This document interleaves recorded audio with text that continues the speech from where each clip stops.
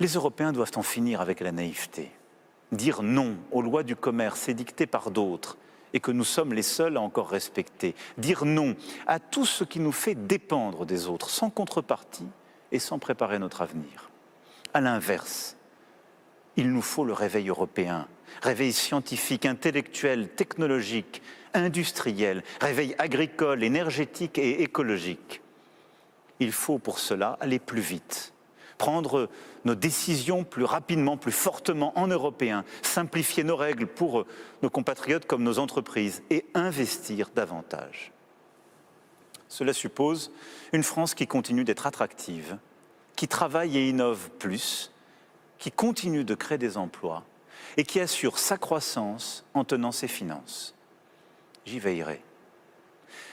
Depuis 7 ans, nous avons réussi à résister aux pires crises, tout en baissant le chômage, tout en réindustrialisant et en attirant les inventions du monde entier. Nous avons de nouveau prouvé cette année notre capacité à tenir notre rang dans des secteurs d'avenir avec, par exemple, le lancement d'Ariane 6 ou le raccordement du nouveau réacteur nucléaire de Flamanville. Là se bâtit notre indépendance et nous devons rester forts et crédibles au cœur d'une Europe qui doit accélérer. À nous donc collectivement de faire, car 2025 imposera l'audace et le sens des décisions. Mes chers compatriotes, les grandes nations sont celles qui, dans les moments de crise, de doute, savent voir loin, se détacher des polémiques du quotidien pour bâtir l'avenir et prendre un temps d'avance. Nous y sommes. C'est pourquoi, en 2025, nous tiendrons le cap. Nous sommes à un quart de siècle. Une partie des promesses de l'an 2000 ont été tenues, mais tant de désordres, de déséquilibres sont apparus aussi.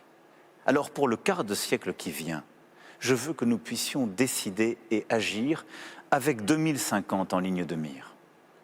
Nous aurons des choix à faire pour notre économie, notre démocratie, notre sécurité, nos enfants. Oui, l'espérance, la prospérité et la paix du quart de siècle qui vient dépendent de nos choix aujourd'hui. Et c'est pour cela qu'en 2025, nous continuerons de décider et je vous demanderai aussi de trancher certains de ces sujets déterminants. Car chacun d'entre vous aura un rôle à jouer. Chacun d'entre vous sera nécessaire pour réussir ce projet que je viens rapidement de brosser devant vous.